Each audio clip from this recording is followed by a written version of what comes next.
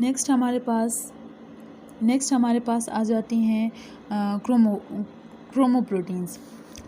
क्रोमोप्रोटीन्स की चौथी जो है तो सब क्लासिफिकेशन है। These are proteins that contain coloured substances as prosthetic group. इन प्रोटीन्स में जो प्रोस्थेटिक ग्रुप होता है वो हमारे पास कलर्ड सब्सटेंसेस होती हैं, ठीक है। इसको फर्दर डिवाइड किया गया है हीमोप्रोटीन्स में, हीमोग्लोबुलिन्स में, साइटोक्रोम्स में, कैटालिसिस में और पेरोक्सीडेसिस में, ठीक है। तो जो हीमोप्रोटीन्स थी ये उनकी सब क्लासेस थी। फिर जो इसकी सेकंड क्लास है वो हमारे पास उसके अंदर फ्लेवर प्रोटीन्स भी आ जाती हैं, विजुअल जो है तो हमारे पास पर्पल्स वगैरह आ जाते हैं।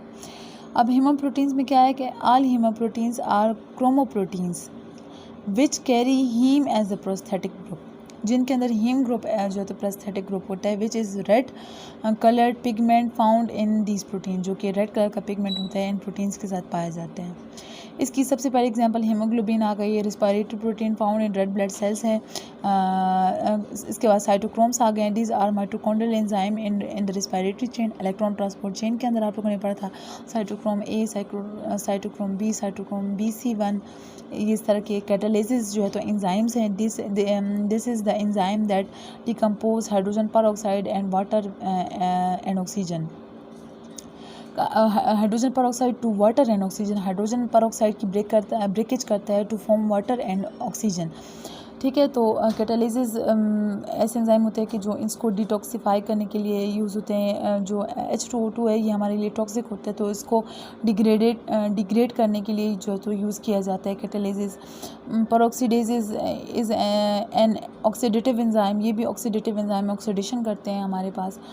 अदर में हमारे पास मायोग्लोबिन भी आ जाता है जो कि मसल प्रोटीन है। हम लोगों ने पहले पिछली क्लासिफिकेशन में भी इसको पढ़ा था, जो कि हम लोगों ने फंक्शन के बेस के ऊपर प्रोटीन की क्लासिफिकेशन पढ़ी थी। फ्लेवो प्रोटीन्स आ गए हैं, is a cellular oxidation reduction protein which has riboflavin a constituent of B complex. Riboflavin vitamin B की एक टाइप है और ये हमारे पास क्या होती है, ऑक्सीडेशन रिडक्शन में इनका रोल होता है, उसको ये कैटालाइज करते हैं। उसके लिए जो है तो एज आ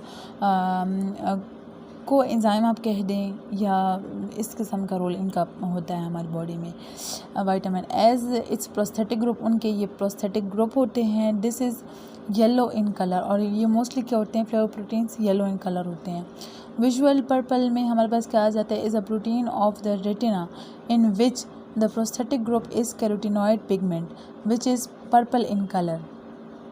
अब विजुअल पर्पल में हमारे पास क्या आ जाते हैं कि रेटिना के जो प्रोटीन्स होते हैं, रेटिना में बहुत सारी प्रोटीन्स हमारे पास मौजूद होती हैं, in which the prosthetic group is carotenoid pigment.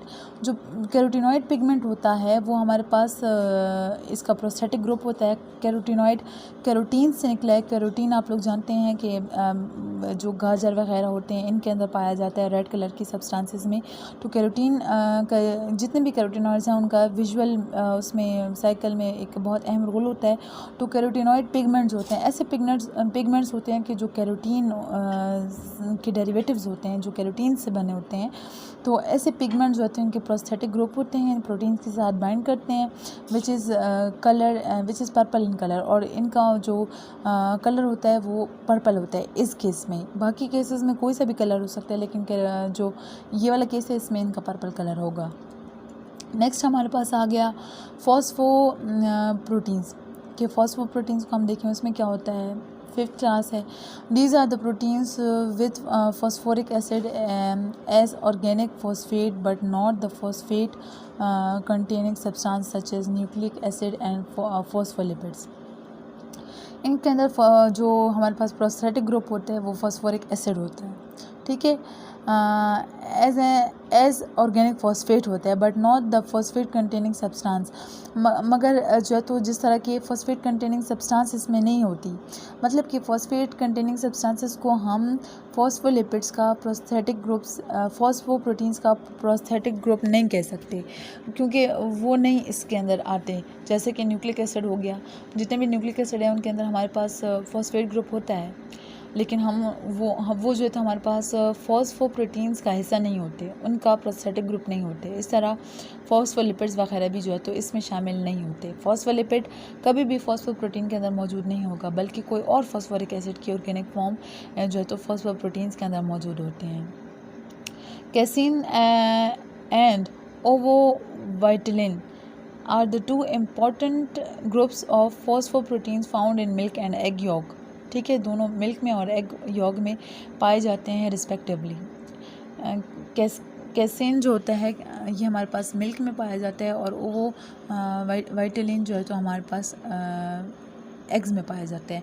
अब आपने देख लिया कि एग में और जो है तो मिल्क में बहुत सारी प्रोटीन्स जो है तो पाई जाती हैं, different types. They contain about 1% of phosphorus, इनके अंदर सिर्फ 1% फॉस्फोरस होता है। Similar proteins are stated to be present in fish egg, मछली के जो एग्स होते हैं उनमें भी पाई जाती हैं। They are sparingly soluble in water, कम ही डिज़ोल्व होते हैं पानी के अंदर, ईजिली डिज़ोल्व नहीं होते।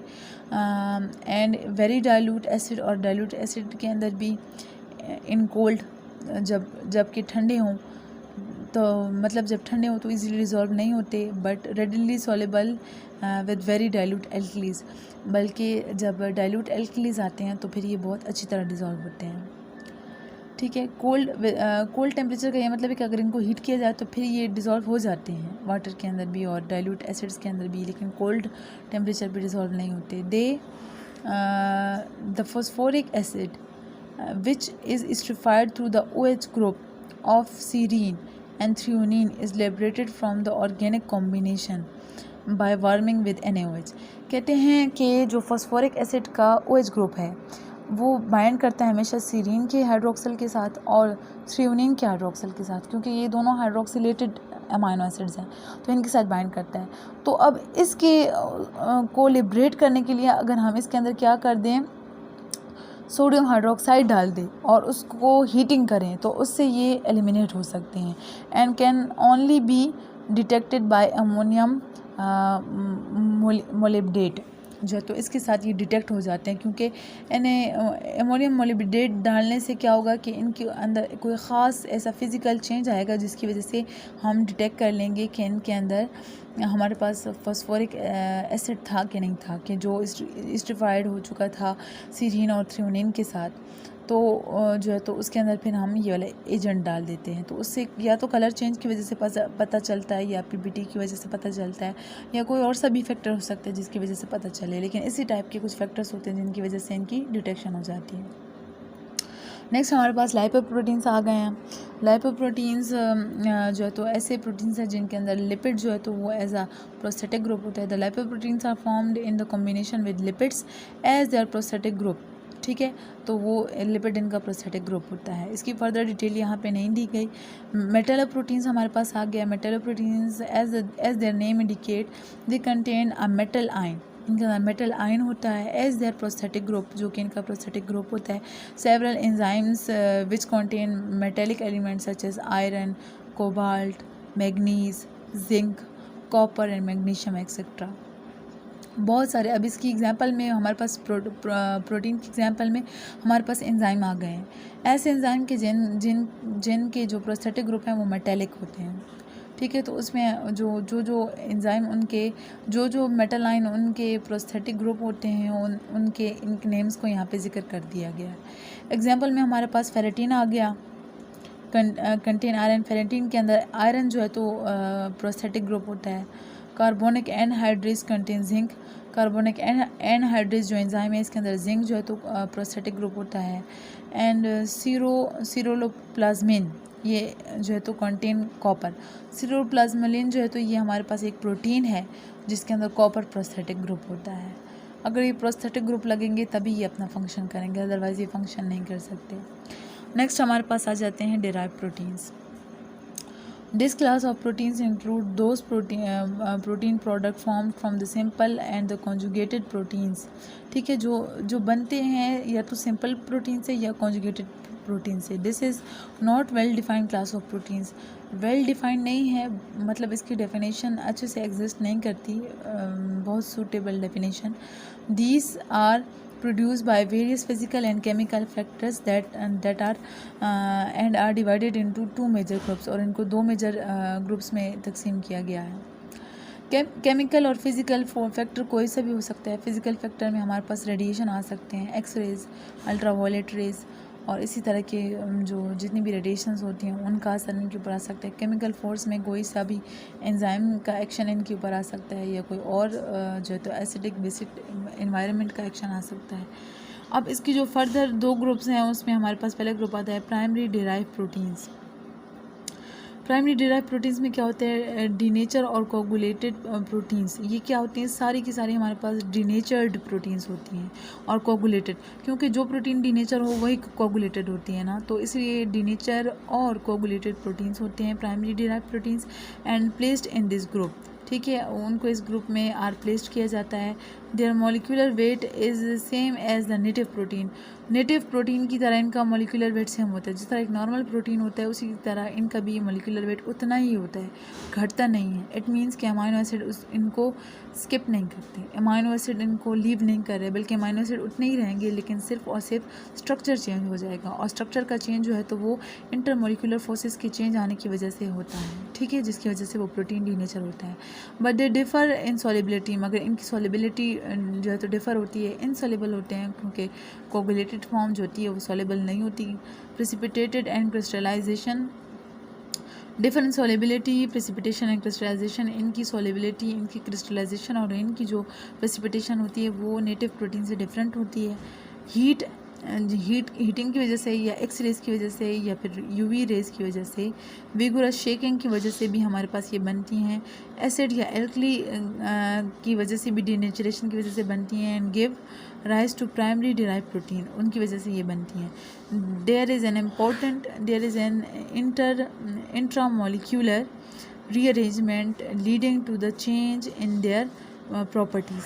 इंटरमोलिक्यूलर उसमें रीअरेंजमेंट इस तरीके से होती है कि जिसकी वजह से इनकी फ़िज़िकल प्रॉपर्टीज़ चेंज हो जाती हैं, सच एज सॉलिबिलिटी, जिसमें सबसे पहले और मोस्ट इंपॉर्टेंट सॉलिबिलिटी आती है। Primary derive proteins are synonymous with denature protein. Primary derive protein और डीनेचर प्रोटीन साइनोनिमस है, मतलब एक दूसरे के लिए अल्टरनेटिव वर्ड है, एक की जगह दूसरे को इस्तेमाल किया जा सकता है। In which the peptide bonds remain intact, जिसके अंदर पेप्टाइड बॉन्ड इंटैक्ट रहते हैं, पेप्टाइड बॉन्ड नहीं टूटते, बल्कि सिर्फ और एक्स्ट्रा जो इंटरमोलिकुलर फोर्सेस होती हैं वो चेंज हो जाती हैं हमारे पास हीटिंग की वजह से जो। तो नेक्स्ट हमारे पास इसके अंदर क्या आती है, प्रोटीन्स आ जाते हैं। सबसे पहले proteins, these are insoluble products, ये सारे के सारे इनसॉल्युबल होते हैं। Found by the action of water, पानी के एक्शन की वजह से, वेरी डाइल्यूट एसिड, या फिर एंजाइम के एक्शन की वजह से। कि ये ऐसी प्रोटीन्स होती है कि जिनकी वजह वाटर एक्ट करता है, या डाइल्यूट एसिड एक्ट करता है, या एंजाइम एक्ट करते हैं, जिसकी वजह से ये क्या हो जाती हैं, इनसॉल्युबल हो जाते हैं। These are predominantly formed from certain globulins, ये अक्सर तौर पे ग्लोबुलिन से बनते हैं। एग्जाम्पल में हमारे पास मायोसिन आ गया, फ्रॉम मायोसिन से मायोसिन बनता है, जैसे कि प्रोटीन से प्रोटीन बना है तो उस तरह मायोसिन से मायोसिन बन गया। एडिस्टिन से एडिस्टैन बन गया, एंड फाइब्रिनिन से फाइब्रिनोजन बन गया। ये इसकी जो है तो हमारे पास फॉर्म्स है। मेटाप्रोटीन्स जो है तो इसकी सेकंड क्लास है। These are form from further action of acid and alkalies on proteins. Further action of alkali और जो है तो अल्कली एसिड इनके ऊपर जब एक्ट करते हैं तो उससे ये बनते हैं, but insoluble in neutral solvents, इनमें डिसॉल्व नहीं होते, such as acid, alkali and metaproteins, इनमें ये डिसॉल्व नहीं होते।